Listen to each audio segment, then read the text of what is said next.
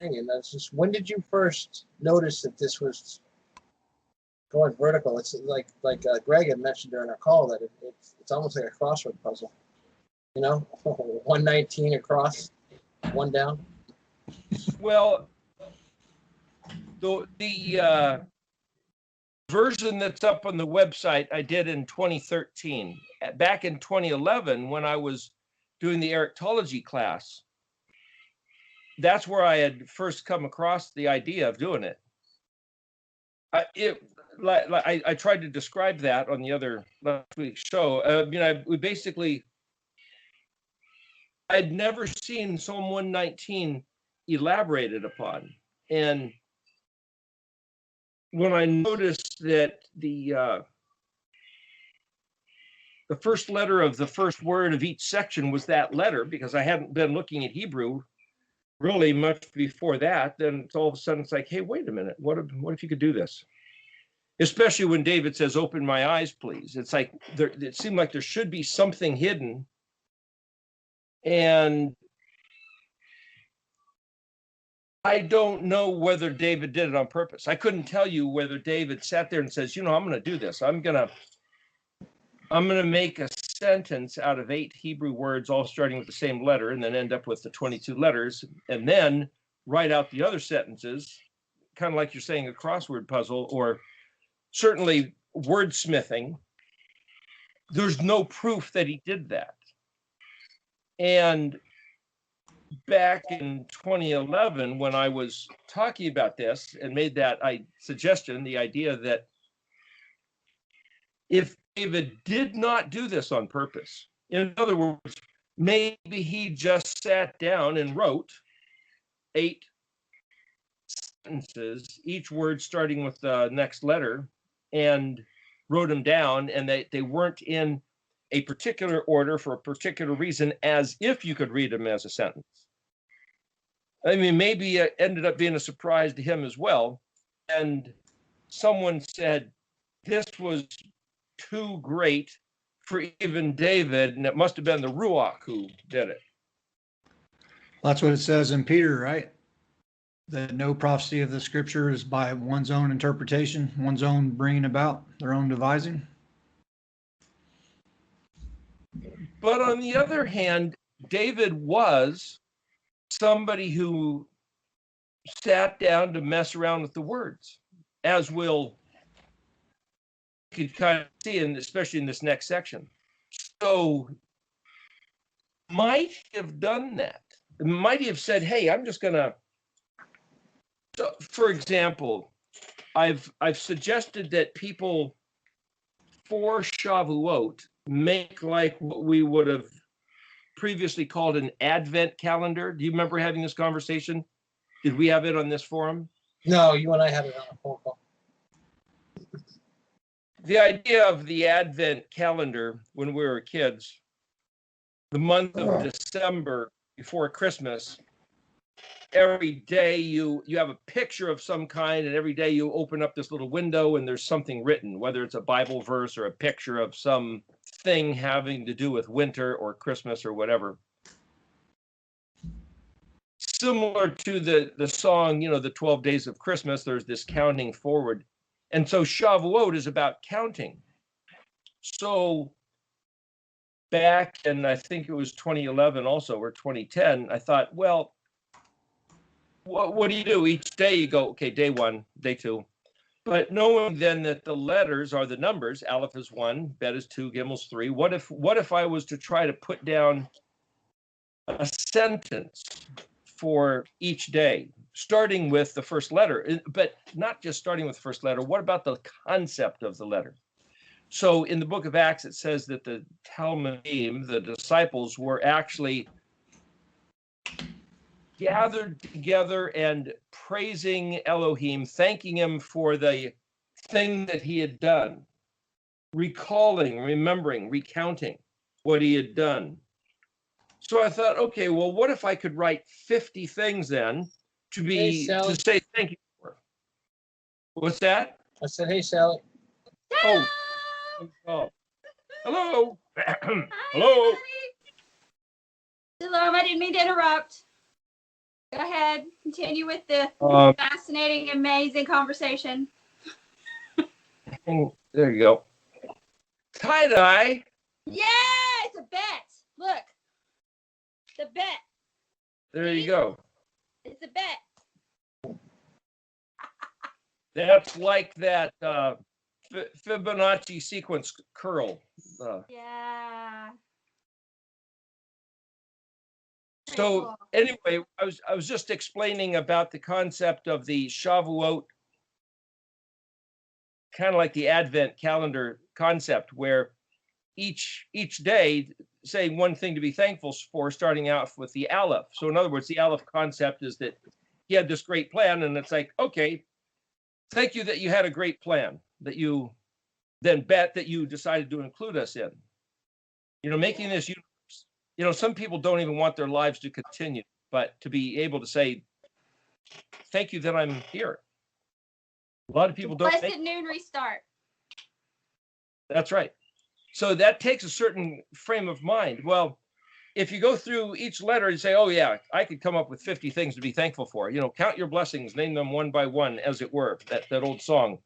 But then, gosh, when you get into 20 or 30 or 40, it's like, boy, I've kind of tapped my mind. I've got to think, especially to correlate them to the letters. So if you end up with using the letter Kaf as a 20 and Lamed is a 30, Mem is a 40, which that's the base 10 equivalents. But you could say, well, 20 is actually the 20th letter, which would be Resh. So Shin Tav is 21, 22. So there's two ways to spell 22. It would just be the letter Tav, or it would be Kaf Bet. In which case, now you have two things to say, well, what does the letter Tav, how do you put your mind there? And then what about Kaf and Bet? How do you blend them together? Anyway, what I'm saying is the whole thing was an exercise of just poetic license, you might say, to mess around with the letters and the words and the ideas, which I would encourage people to do for Shavuot. I mean, it might take you, 5 minutes or something, but it's a way to put your mind to the words, to the letters each day. And if David, we're talking about, Sally, Psalm 119, if David perhaps was doing that, maybe he came up with these 8 words per letter. But if he didn't, I mean, I've done art before, illustration type art, where I just do this idea and I look at it and go, now I wonder if that says something. And I try to read into it beyond what I had intended. And I've found that to happen. So kind of like you were saying, Greg, sometimes we say things or do things and not know that there was some other driving force, you might say, or some other ruach wind kind of pushing that along. Maybe that's what David was doing too. I'd like to think that he knew what he was doing. A little bit of all of that. I would like to think he knew what he was doing. That he did this intentionally. But he just understood. He understood the language. It just I don't know. David, I didn't really. Of all the people, I think David and Moshe should be like two people that we take seriously, as because Moshe is referred to as a friend by Yahuwah, and then David is the one who has his eye. You know, he looks down upon these two favorably, and so I haven't really considered David as much as I have over this teaching. Like, this is I don't know. He's like the original Eriktology guy. It seems to me. Well, that's actually the upshot of this whole thing, is that I was looking through this, like I say, this week and last week. And I've sat down to run through this probably half a dozen times over the years.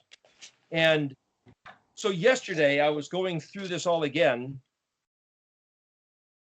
on Shabbat and thought, okay, what's the conclusion of the matter? What is David saying? What is this really talking about?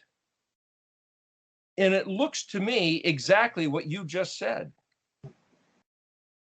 If I could, especially, I will take a photo of each one of these pages, Kurt, and send them to you so you can put them up as a link.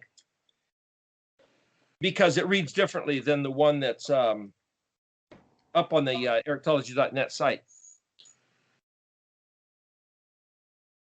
But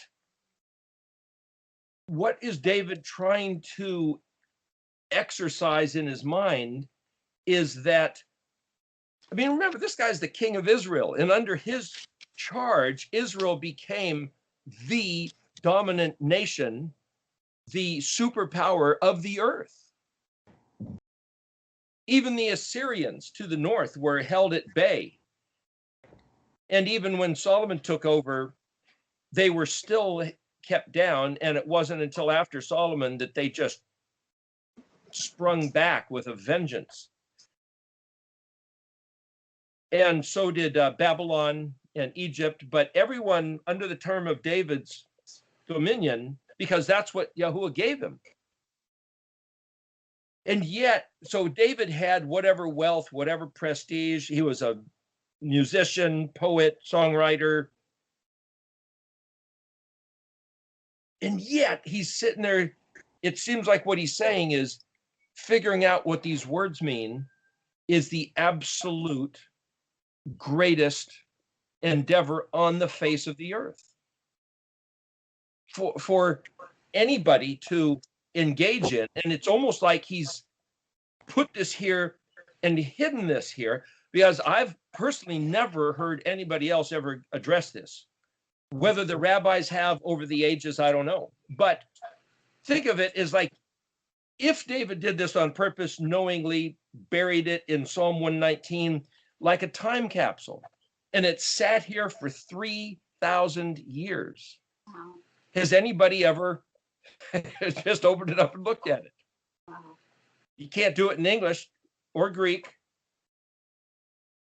It doesn't have to be paleo, it can be modern, but there's a few things in there which seem to talk about the paleo, which we'll address here in a couple of minutes. But just imagine that. I mean, talk about being an archaeologist, finding dinosaur bones or something, or finding some artifact which seemed to be from some alien craft that crashed, like at Roswell, New Mexico, where, gosh, there's Martians, something from another world that we happen to find and now have to figure out what it means, decrypt some weird writing. But here it is. And it all makes sense.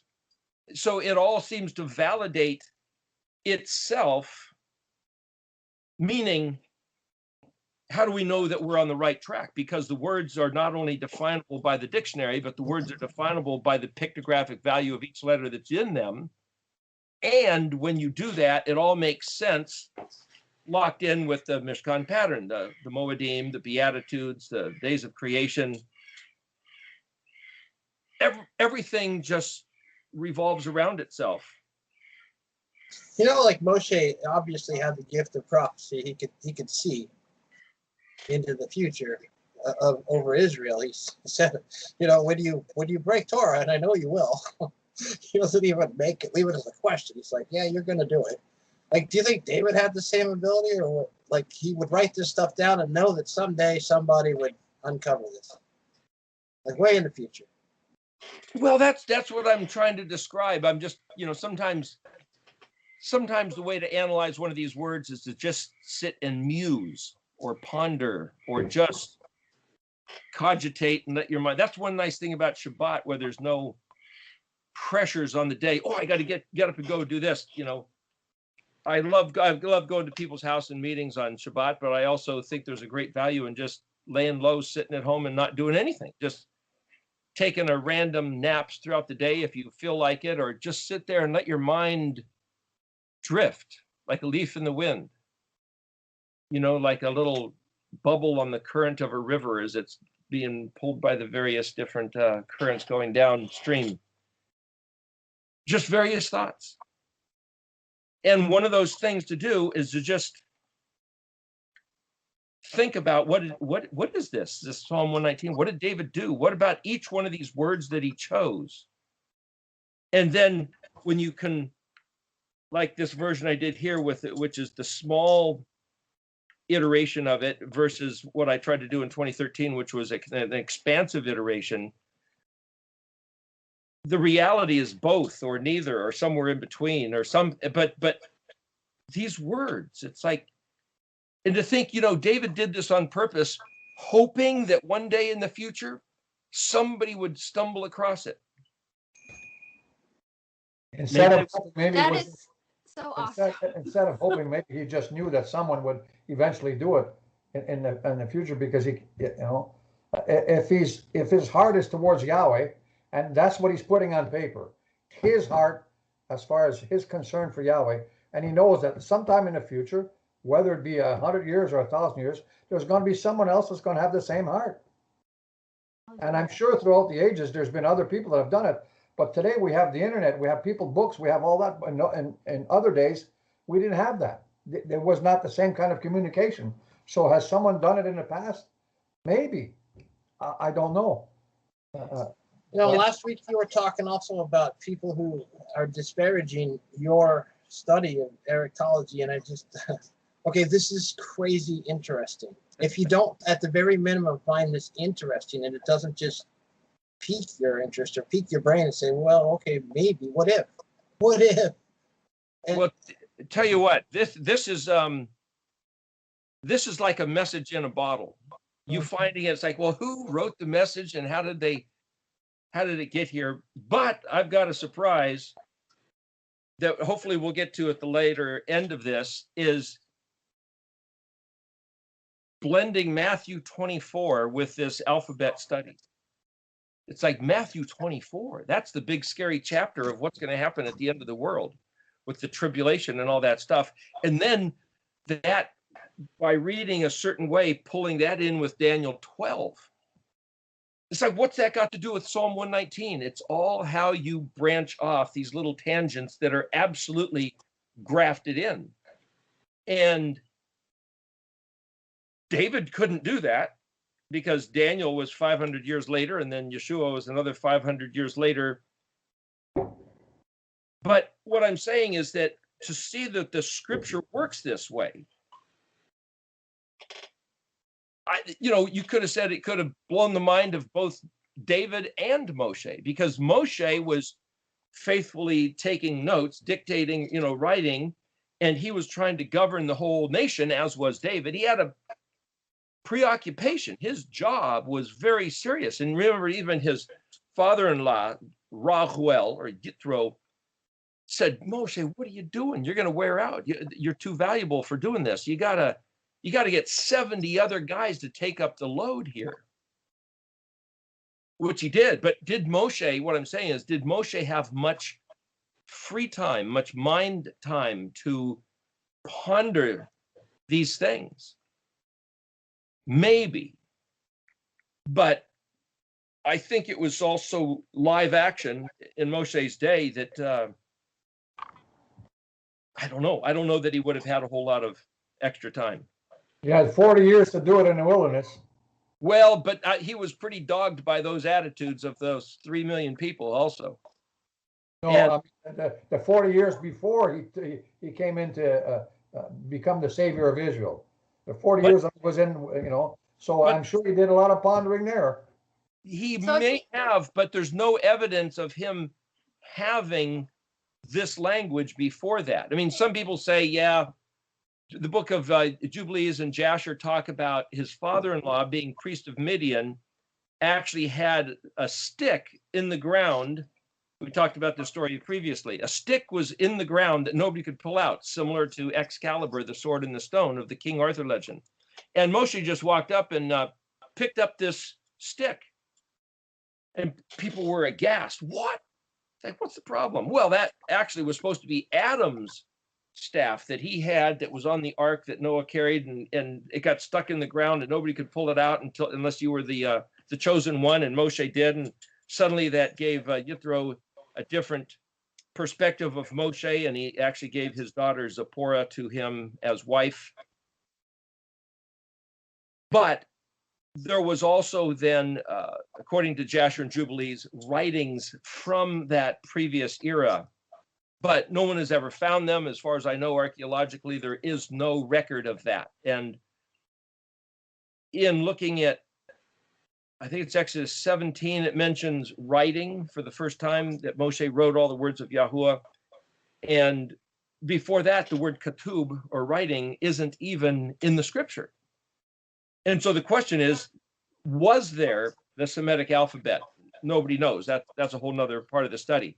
But whether Moshe then pondered these words for 40 years, maybe he did. They certainly had the vocal language, but there's a lot of languages on the earth today that can speak a particular language but not write them. So if Moshe was the guy that concocted the shape of the Paleo letters, that's what I was suggesting was the significance of the word the bush, hasna, hey samik nun hey, is right there. You might say logically, there's this incoming hey samik, which is a orthography, a shape, a skeleton, a nun, this concept, this life that it expresses right there in the word the bush can be read, you might say, the equation for determining the shapes of the Hebrew letters. Just at the word the bush. So from that point on, I could see, that if Moshe was pondering those things, he could have determined, he could have deduced the shapes of the letters based on the existing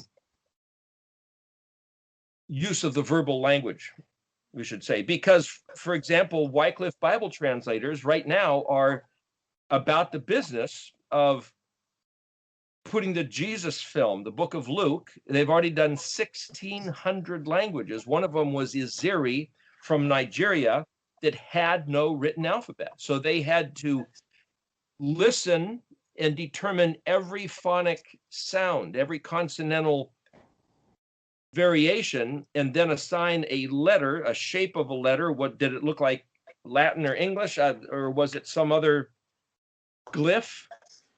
And then they had to teach people that when you see this sound, that represents that, or this sound and this letter go together, and then they could construct a written language. And that's what they've been doing over the last 15 years. As a matter of fact, just for what it's worth, that effort with the Iziri Nigerian language, my brother had gone to Nigeria with a friend of his. This was back in 2003, 2004.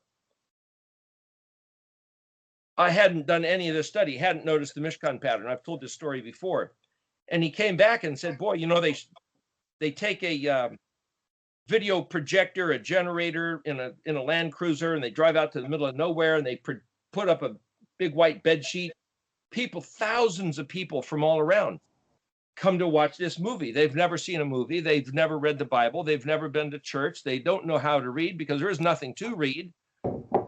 There may be a missionary, but there's nothing to reference. And then, so now they're showing the book of Luke, where they actually have the Jesus character speaking the Iziri language, which is mind-blowing because he's not speaking, English or some foreign language of some other culture. He's speaking their own words to them. And they hear this, and thousands of them were responding, responding to the gospel message. This gets into Matthew 24. But the question is, what's the gospel message? At least the gospel message is, if you believe the words of this individual, this Jesus man who's speaking, that they then crucified and he rose from the dead, then you can ask him for forgiveness of your sins.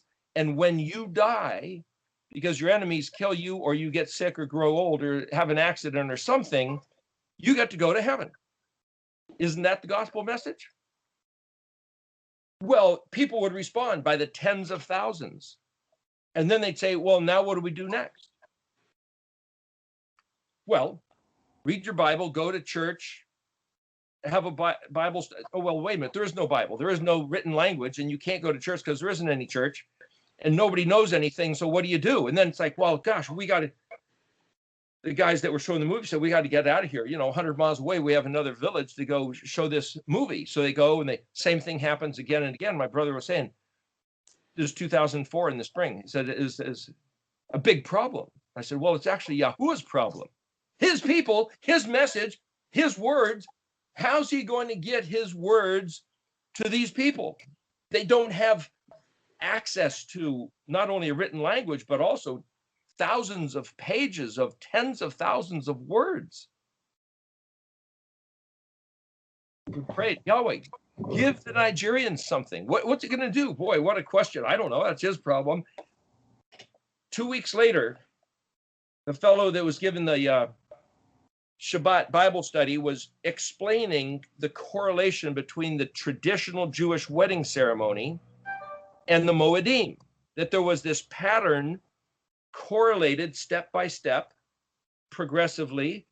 And all of a sudden I realized, well, that's the same as the Mishkan. That's the same as the 7 days of creation. That's the same as the Moedim. That's the same as the Beatitudes. That's the same as a layout of the Garden of Eden and the priest's clothing. I saw this pattern all these places. And I realized all we need to give the Nigerians is these 7 pictures. That's all. These 7 pictures right here along the bottom. It says it all. A big white fence, a barbecue grill, a laver, a menorah, table with showbread, altar of incense, and Ark of the Covenant. Hand them that. They've got the entire scripture. It's like, what? Well, it's all in there. That's what I made this, 2005. It was basically like the Rosetta Stone, the modern Hebrew, the Paleo Hebrew, and the Mishkan pattern. It's all right there. 3 languages all saying the same thing, correlated. What? And I thought anything that's why there's no words on here. Any words I say is would clutter it up. There's too many. It speaks for itself. And people going, what? So now we have millions of words on like 400 videos is up on the Eriktology site now. You know, a few thousand hours of discussion. Still trying to explain what's contained in these 22 little capsules, which when you open them up, they just expand and keep expanding. And it's pretty astounding. You know, to the people watching these videos, and I know there's a lot of people who respect it and want to dig in, and definitely the group that we meet on Thursdays and we pray for each other, and are just very, very studious people. Never met any people like these guys. It's impressive. But, you know, if you're just watching it, just consider what if. What if there's something to what's being said here? And just let your mind go. It's not here to hurt you. It's not talking against Yahushua ever. Anytime you take the time to study the Word of the Father, whether it's through paleology, just simply reading it, you're going to benefit. It says, those who are blessed who read and or listen to the Word. You're blessed according to what it says in Scripture. When you read, now you may not contemplate at the level that Eric does, but just reading it, it says you'll be blessed. Spend some time in the book. You know, if you want to have a relationship with somebody, you got to spend time together. Mm-hmm. And if you don't spend any time, whether it's quality time or just take the 15 minutes or whatever, that's what I tell everybody. You know, don't just come on Sabbath and then listen to what I've got to say. At least read what I'm the scriptures that we're going to be discussing, form an opinion, then we can discuss around here after I've told you what I believe it means. And lots of times, lots of people have not even taken the time to read it. I can't tell you how many people in our group they would literally give up their jobs and their lives to be able to study the Father's words every day for the rest of their lives. That's yep. They've openly prayed for that weekly, to be able to just study the words. To me, that I've never heard people say that before. It's just blows my mind. You know, on the one hand, this COVID lockdown was quite a blessing to some people because Amen. Their jobs had shut the doors and they were forced to stay home. And the government in America, at least, even paid people just to stay home. It was kind of a minimal amount, but it was enough to say, this will keep you going. And do what? Well, you could sit there and play Nintendo video games or sit there and stare at these words and letters. How many people on the percentage wise do you think opted for studying the Word? I mean, It's certainly not a great number, but there are some. Yeah, okay, you can lift up your hand, fantastic. But I just, this morning, I just finished listening to it. There's a group of, that's called the Rebel Media here in Canada. And they went out and asked, if the mask mandate is removed, they did it both in Canada and the States, even though it's a Canadian reporting station. They went to Canada and the States and said, when the mask mandates are removed, will you stop wearing a mask? And 75% said no. Really? We will continue. 75% of those that, now that's, of course, they probably only did about 100 or 150 people in both of them, but 75% of those people said, yeah, we're going to continue wearing the mask. It's become a way of life now. They call that institutionalized, I believe. Our society. It's been my way of life to figure out how to resist where every possible opportunity. But you know, what does that tell you about our society? I mean, you know, the Father called us by the right name when he said we were sheep. They're a bunch of sheeple, and no matter what, the government would never do anything wrong to me. Therefore, they must be right. I should wear the mask. It's just, In open carry states, you can't wear a mask. So in where? in open carry states in this country, you can't wear a mask. If you have a sidearm on you, they have to be able to see your face. So carry your sidearm with you, including during COVID time. Yep. Wow. So they're kind of between a rock and a hard place. One law tells you to wear it, the other one tells you don't. So hey, I just want to give a shout out before we get started to Joshua Patzik. I don't know if I'm saying your name right, but Eric asked me to call out. You did your own study on the Aleph Tav on Psalm 119. So thank you for that. If everybody wants to go, it's on his comments on the third video from last week. So thanks a lot, man. It's pretty interesting. Appreciate it. And then we'll open up in prayer and let Eric go Mem through Tav. And I guess we're going to do Matthew 24 also. You gonna be able to do all that? Well, I don't think it'll take too long, but it's a really interesting connection. So I think it'd be worth it to try to do that. Okay. Father, thank you for the people on this call. Thank you for everybody watching these videos. Thank you for David. whatever he put in his mind and in his hand to write this down, and thank you for your word that it stands the test of time and that we're able to just absorb it. And I just want to thank you for the time that we had off, that we can just dive into your word and study it and consider what's written here. And Father, just everybody watching, let them just at the very minimum consider what's being said there. They don't have to accept it, but just consider what's being said here. It's not to harm anybody.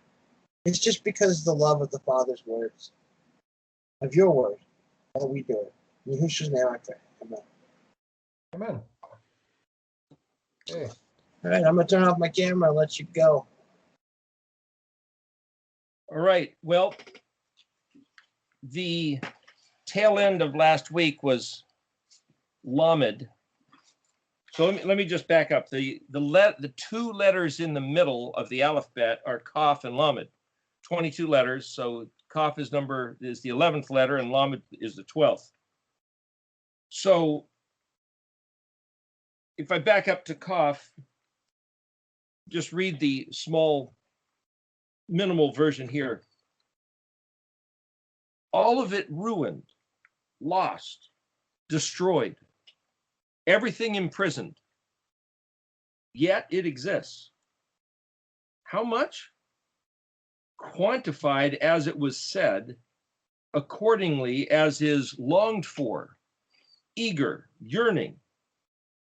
The feast is up to me. My pasture, my banquet, my well. Every one of your commands I will find and regard and do it. Almost, except for just like your Chesed. So let me talk about that for a moment. It's basically this is David at about 1000 BC. Here we are, 2021 CE or AD, however you want to call that. And we can look around and say, everything looks like it's just wrecked. But look what happened in the 1940s during World War II, late teens of the World War I. I mean, talk about everything being destroyed. it must have just devastated the heart of just about everybody in the world. And I remember hearing somebody say that an older person was asked, did you think that the 1940s were the end of the world, the tribulation? They said, oh, there was no question. We knew it was the end of the world, the tribulation. Jesus was expected to come back any minute because it couldn't get any worse than this. But here we are almost 100 years later. It wasn't the end of the world. Everything got repaired. That I've seen the photographs of the devastation, the destruction of some cities, and it's hard to imagine having to rebuild from that kind of horror. But it says here in these first three words, starting with the letter Kaf, is that it all looks ruined, lost, destroyed. What is it? Is it the world itself? Is it the stuff that people have built? I think it's talking about the promises of Yahuwah. I think what these words are referring to is that everything that Yahweh said, that he had this dream. He said, I've got a dream. And I say those words on purpose because of translated Hebrew words. He says, I'm going to be your Elohim and you're going to be my people. And I'm going to bless you, and the land, the nature, the weather will cooperate. All your enemies will take a step back. They won't mess with you. They'll be afraid to mess with you, because if any one of them does, bam, I'm right there to smack that guy down. Not necessarily kill all your neighbors and adversaries, but certainly hold them back by being afraid of what the Elohim of Israel is going to do to step in and protect his people. But yet, where's his protection? I mentioned that phrase, why did God lose 6 million Jews? That's actually lyrics from a song by Emerson, Lake and Palmer. I believe it was. A little rhyme there, but it's like, did he lose them? What the heck was going on during the Holocaust? What about the Spanish Inquisition that went on, according to Dale Sanchez, for 500 years, even into the New World? Where is the Elohim of Israel? Where's the God of the Christians that he doesn't protect the Nigerians that get chopped up by Boko Haram or various other places in Africa? Where is he? Why does he just not seem to intervene to protect his people when all the promises that we read in the Tanakh in the Old Testament are all about salvation? But the salvation seems to be saving your mortal flesh on the face of the earth. I don't see much of any talk in the Old Testament about having your soul saved when you die so you can go to heaven. I'm not saying it's not there, but what I'm saying is I can't hardly find a single verse. Now, there is one verse that I can see. Two. One, David's son that Bathsheba bore him died, and he says something about believing that he'll see him again. Okay, there's a reference of the afterlife. And then the very last verse of Daniel 12, which we're going to hopefully get to Daniel 12 at the tail end of this. It says, Daniel, you will live out your days and then die and then rise to your portion at the end of days. Arise to your portion at the end of days. That's about as close as any in the entire Old Testament, as it's called, the entire Tanakh. And for those who don't know, Tanakh is an acronym. It stands for Torah, Nevi'im, and Ketuvim, which is the instructions, the prophets, and the writings. Tanakh, TNK. Why isn't there any talk of having your soul saved and going to heaven? Just not there. Or if you can find it, maybe you can write in and put a comment on our page here, because I can't seem to find it. But it does mention the word salvation quite often. But in the context of what I read, the idea of salvation is actually that Yahuwah, the Elohim of Israel, will actually intervene into human affairs and save us from those who want to kill us, torment us, steal our stuff. It's all present tense, help, deliverance. Is that what David's talking about here? So when he says all of it lost, ruined, destroyed, everything imprisoned, yet it exists, it's to say it's like in the winter where everything is dormant. Is that tree alive or dead? There's no leaves. It's dry and brittle, but maybe it's still alive.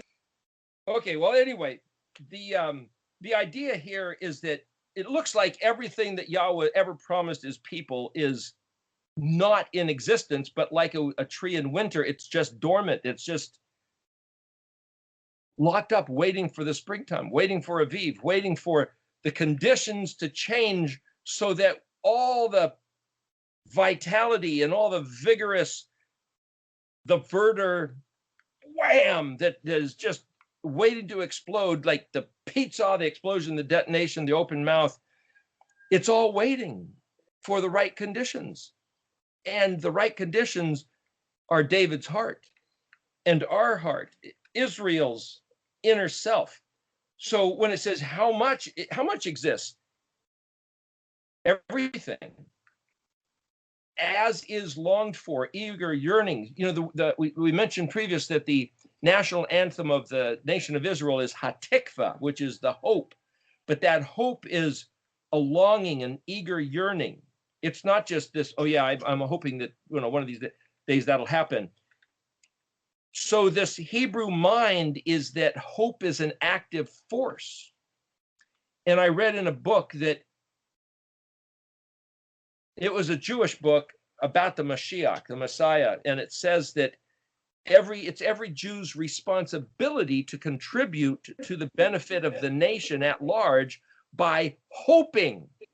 In other words, if you want to be a good Jew, your job is to hope, because it's your hope which actually generates and puts out a type of energy which will then affect the universe, as it were, to make that thing you're hoping for actually happen. Call it frequency or resonance or New Age woo-woo. It's a Hebrew concept that I don't believe I was ever taught or given or even told about from an English Christian American mind. I mean, faith, hope, and love, you know, Paul talks about that in Corinthians 13, but hope, that's just kind of a, yeah, well, I hope that one day, you know, that it's just, hope is almost like this empty bubble of, it was a thought, but there's nothing in it necessarily, unless if it happens, oh yeah, hey, look, what do you know? But see, there's this other concept of longed for, eager, yearning. Kaf mem hey is the word that's used in this place. And then the fact that it says Kaf resh vav hyphen to lamed yod. Lamed yod means mine, by me, of me. Kaf resh is a feast, a pasture, a banquet, a well of water. So to say the feast is mine or the feast is up to me, it's when you author something like a psalm by David, it'll say lamed dalet vav dalet. So lamed can mean that it's by or authored by or for or to. See, each one of these letters as a prefix can mean numerous different things, but the idea here is to say, what if what I got out of any of this is based on my effort, my determination, my longing, my desire, my eagerness. So I've met, you know, I've recommended and referred that people get the Red Dictionary by Ernest Klein.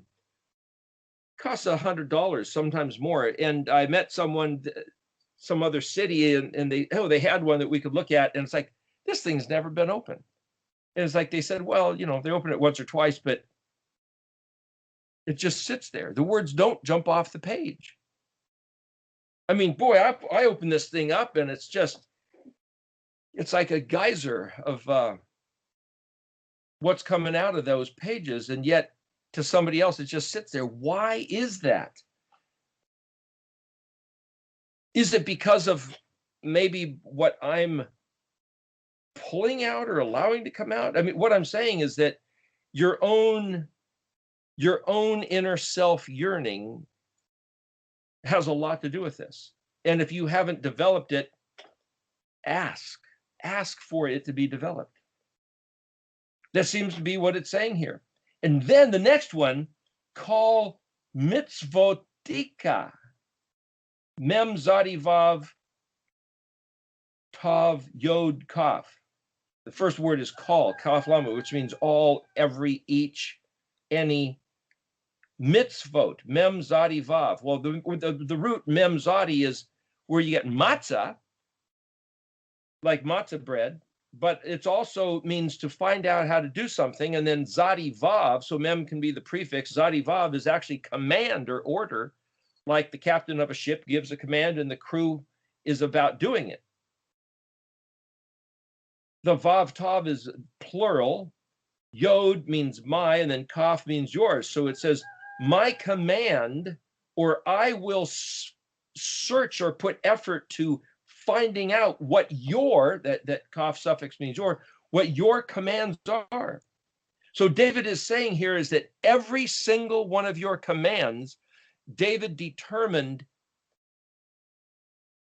is a resource. Think of it as an oil well.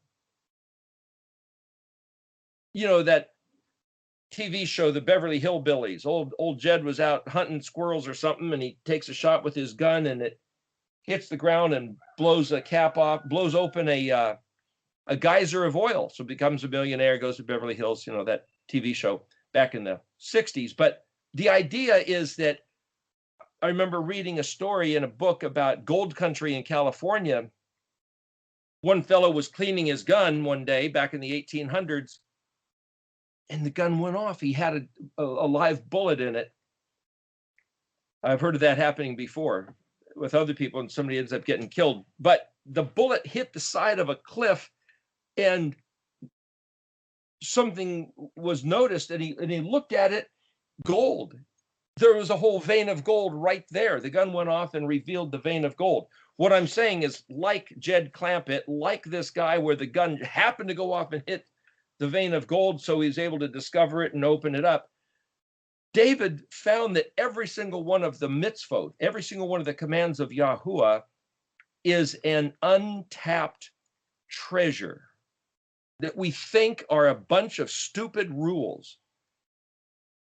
But David all of a sudden realizes, he says, every one of these is like finding a hidden treasure.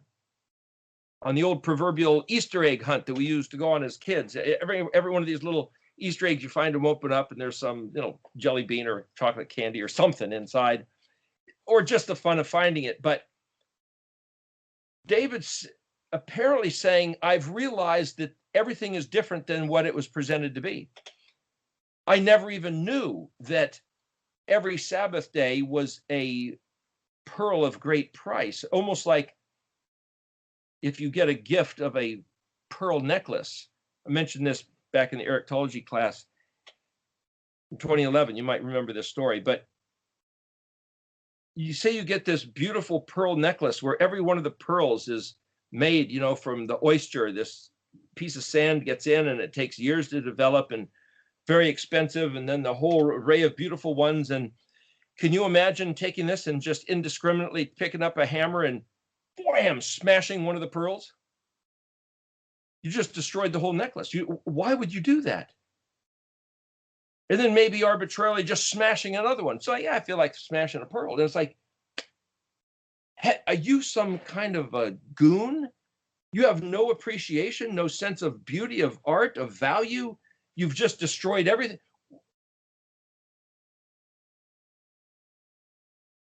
The 52 Sabbath days in a year are a string of pearls. And when we take one of his days and just profane it, I got to work. I want to work. I don't care. It's taking a hammer and smashing one of the beautiful treasures that Yahweh has given us. When we disregard his commandments, throw it away. It's of no value. But yet every one of them,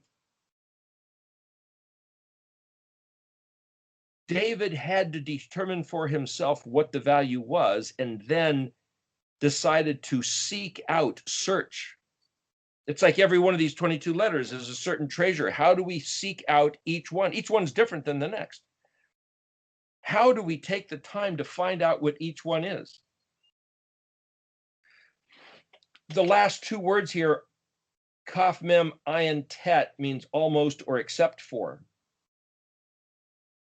Is David saying, well, every single one of your commands I will find and regard, well, almost.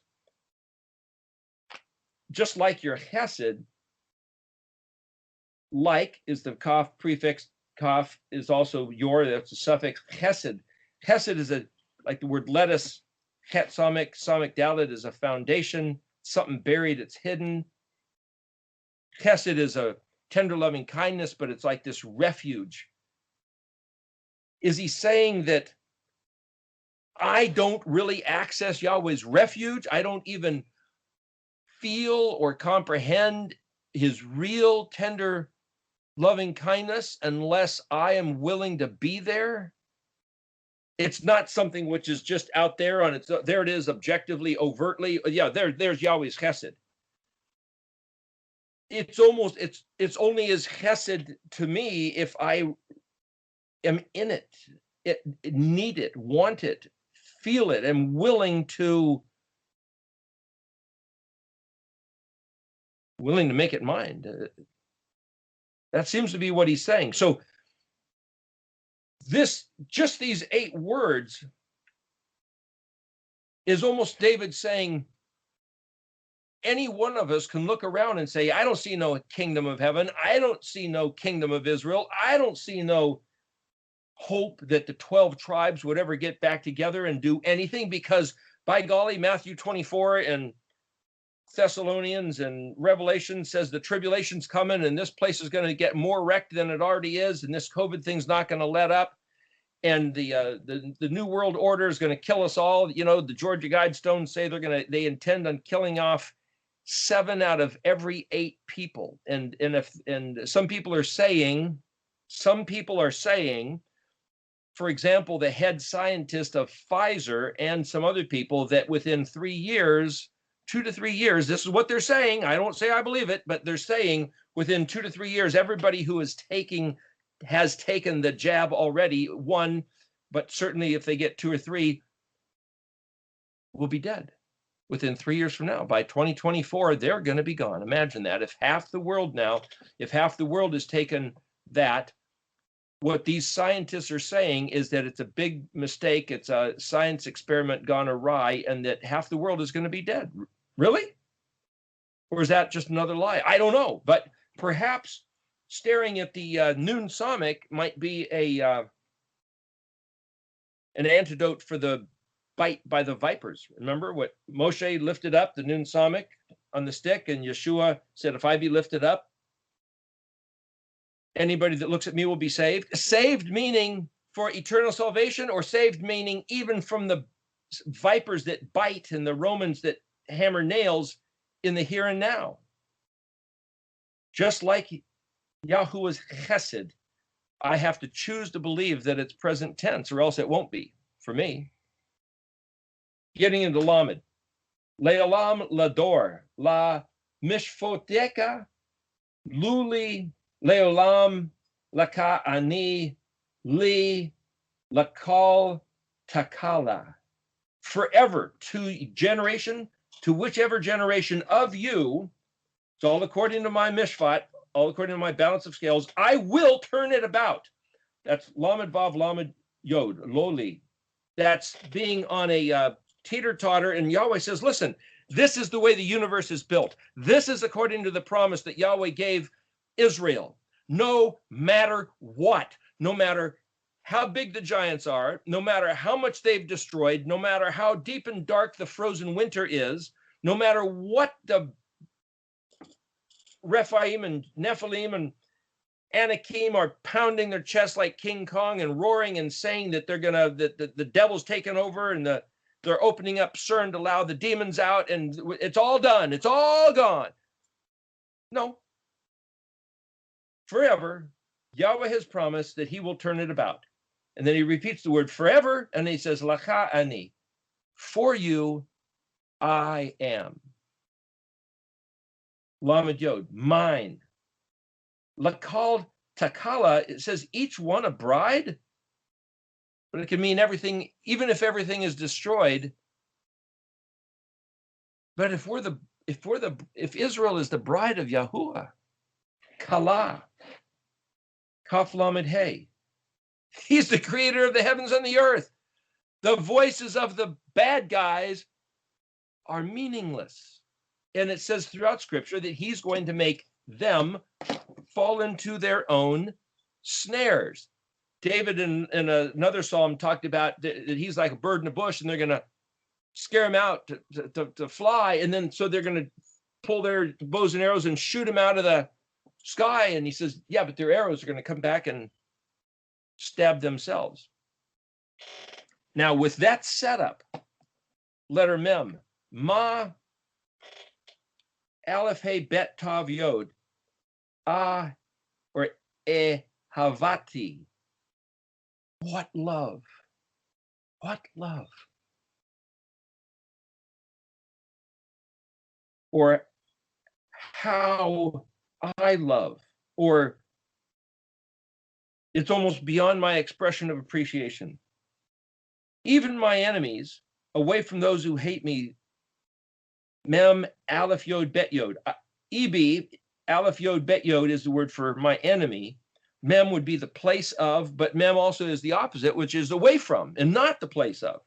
So it's almost like what you might say I choose to read here is that David is saying, even though my enemies are very real and they're surrounding me, one place he said they're like snarling wolves looking for every opportunity to shoot him out of the tree because they hate him. And it's like, well, David was the king, but everybody's still hassling him.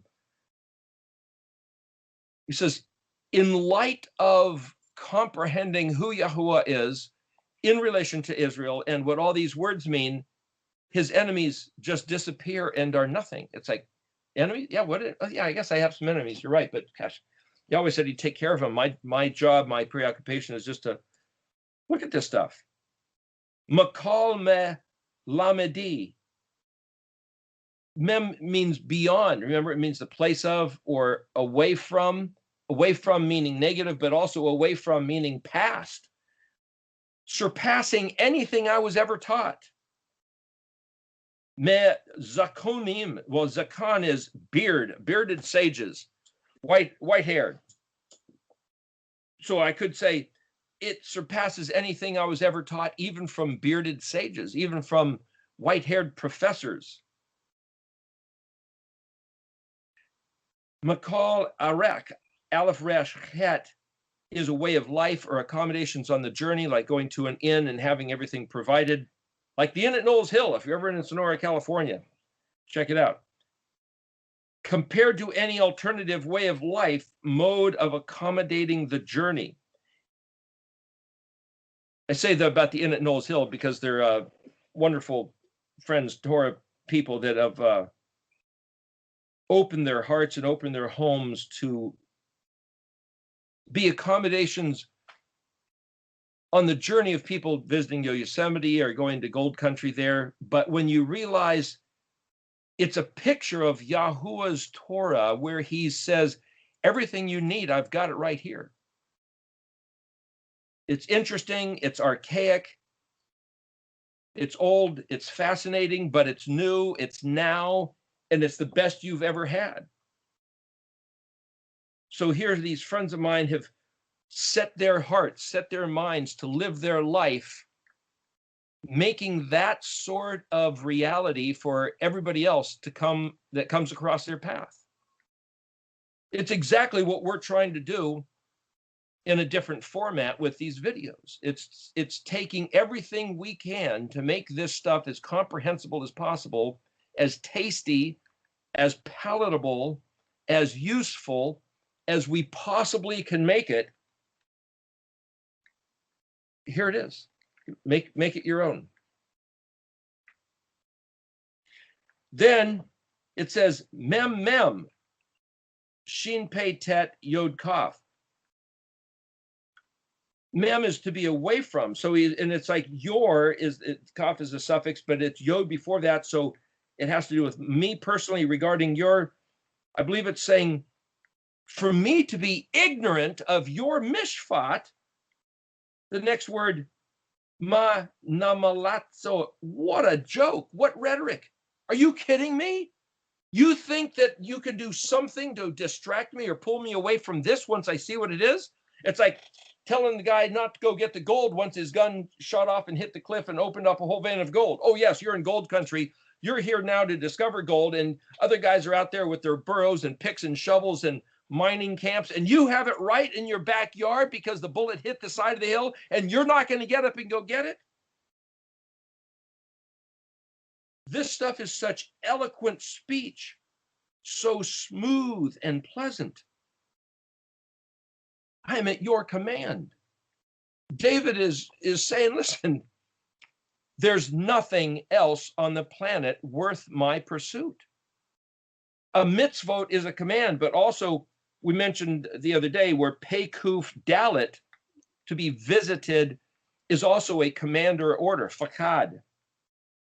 So David is saying, listen, anything you tell me to do, I know has a treasured reward following.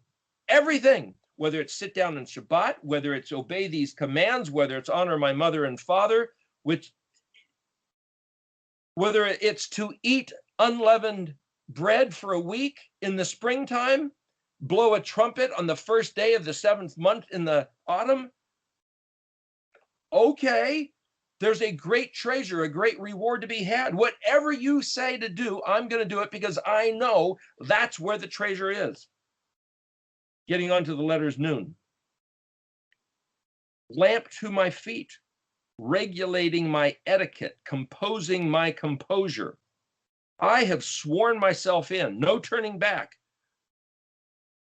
oriented from my inner depth. So this is the word nun shin bet ayin tav yod. So the tav yod means I have or I will have. Bet aleph or bet ayin, is the word to bubble up.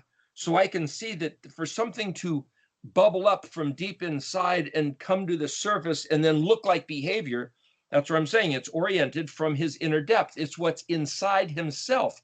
So each one of us has to do the same thing. Find within yourself, whether it's your mind, your heart, your craving, your desiring, your yearning, it all has to come from within you. And if this doesn't work for you, change yourself. Ask to have yourself change. Ask for the Ruach to stir up something which is otherwise still dormant within you. Next word, I am obsessed.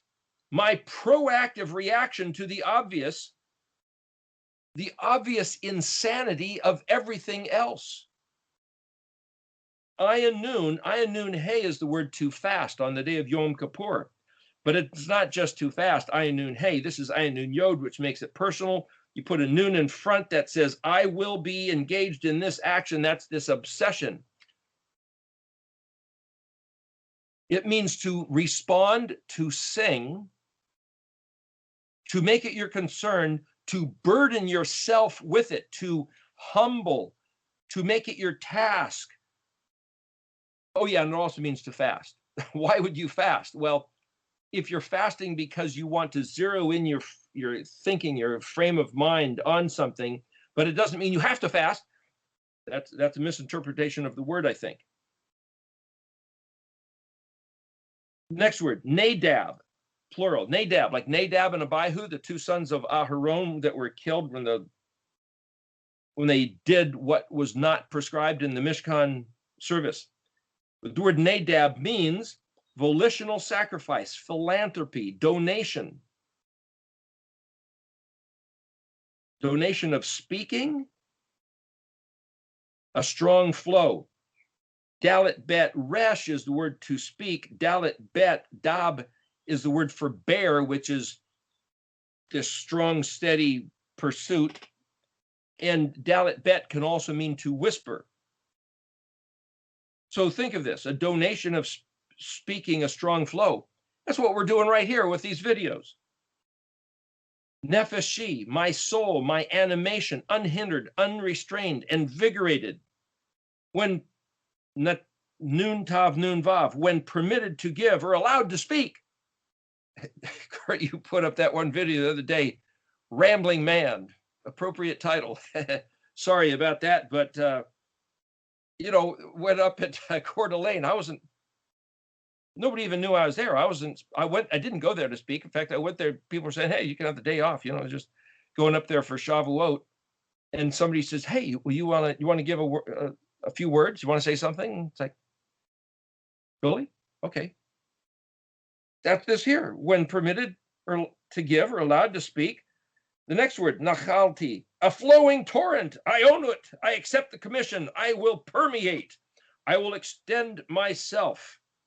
Deflecting spin. Nun tet. Tet is this spin. And we're just deflecting spin. It's like, listen, none of this is about exaggerating or turning it into something or to make it some hype. This is all just, what did he say? What does it mean? And how great this is. The letter Samik, producing edible fruit, proliferating, branching out, like the word definition is Samik Ayin Pei, those three letters in the natural alphabetic order, ramifications, wings, and antlers. It's to, like a manifold, which is diversify. Samik Tav Resh Yod, my secret hidden treasure.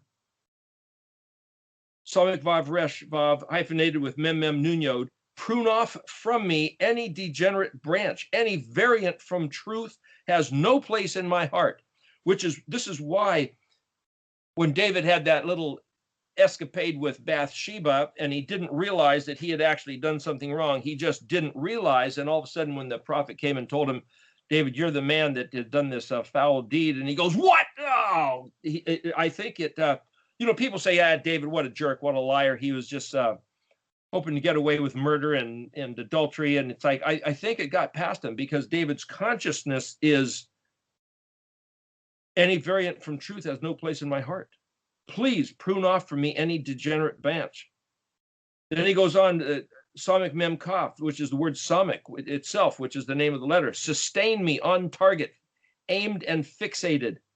Help me, feed me, muster forces to launch the offensive. That's what I'm saying. If you don't have any taste for this stuff, if you don't have it within you, ask. This word here, Samik Ayin Dalit, is asking to help and feed me, muster the forces to launch the offensive. Samik Lamed Yod Tav, weighed against any standard, this shines forth as the finest. Samik Gimel Yod Mem, retreat, recant, withdraw. Samik Mem Resh, bristling at the thought. How dare you suggest I don't do this anymore? Are you crazy? Do you have any idea what I think this is? For you to think that I will put this down and leave it alone? You have no idea who I am. You have no idea what this is. How can you even make that suggestion? Maybe I can be nicer about it, but leave it alone? Never. Oh, by the way, that was David talking. I was putting his words into this. This wasn't me. Well, yeah, kind of, sort of. Ayin. Charge, full speed ahead. Do it, engage, throttle on. Well met in league, soiree, mingle, pleasant, sweet, nice. It's like you can be full speed ahead, but would you please be nice about it? Please forgive me for not being nice on a few occasions where I was amped up. My eyes, weigh carefully, balance exactly, read, consider, deliberate, think this over. Do, make, press, squeeze, compel, produce, acquire, gain, positive command, force, accomplishment. That's the word ayin, sheen, hey. You see, these are all very strenuous activity words. And to say, would you just calm down? No, I can't just calm down. This stuff is acquired and pursued. If you ever saw the movie Last of the Mohicans, Daniel, someone, I forget his name, the opening scene is him just running through the woods out in the Appalachian Mountains. Running. Man, if he tripped over a branch or stepped in a gopher hole, it would be all over. This guy was just sprinting through the woods over all this thick foliage. You don't know why. You don't know what he's doing, but I think he's chasing a deer, actually. He was on the hunt. Daniel Day-Lewis. Thank you. But that picture, racing, putting yourself at risk, racing to hunt down this treasured on the pursuit. That's ayin shin hey. The first word starts here in the ayin section, ayin shin yod tav yod. That's the same word. Then obedeka ani, your worshipful servant I am, hard at work, elaborating, adapting to fit, trying to make sense out of all this stuff. Then here's the word ayin tav, which is time or appointed time, al-kan, ayin lamed hyphen kaf nun. Well, kaf nun means, is the word ken, so yes, so, surely, thus. Ayin lamed means therefore or yoked to, so it's basically certainly of a truth. And just an interesting note, again, to lock in the words in English, the Alcan Highway goes from the northwest United States up through the western edge of Canada up into Alaska. And back in the 60s, it was still a very primitive road, from what I understand, logs floating on swamps with branches and other things thrown over the top in certain times of the year is absolutely impassable without a Land Cruiser or something. But the Alcan Highway was, okay, we're going to make it. We're going to get from the warmer parts of North America up to the frozen Alaska, and this highway is going to do it. So the idea that we can do this will work. This will happen. It's a venture. It's a pioneering effort. It's dangerous. You might lose your soul if you teach the wrong thing, if you believe the wrong doctrine. Dangerous business, but we're going to do it. It'll work. Alcan. Pei lamed aleph tav. The word aleph tav means an oath. It's pronounced oath, and it means oath or to come to an agreement, but it's also a sign and a symbol and a letter of the alphabet. Pei lamed aleph, pele, literally means wonderful, marvelous, hidden. So I can look at this word peleot as wonderful, marvelous, hidden. Alphabet letters are the oath as agreed. The oath, which is the covenant of Israel with Yahuwah, is right there in the 22 Hebrew alphabet letters. It is the oath. So what I'm saying is I can read in this word peleot that the paleo letters are the meaning of the alphabet letters as a sworn oath, which is wonderful, marvelous, and hidden. And it has to do with the very particular covenant between Yahuwah and Israel. That's what it's all about. Is that what David's saying here? In the verse 18, the word was nun, Pei lamed aleph tav, nephelot, and it was translated, open my eyes that I can see. Okay, we need a place to break. So we're going to stop right here at the word paleot, take a break, and then we're at an hour, 23 minutes here. So then we'll come back to finish the rest of this.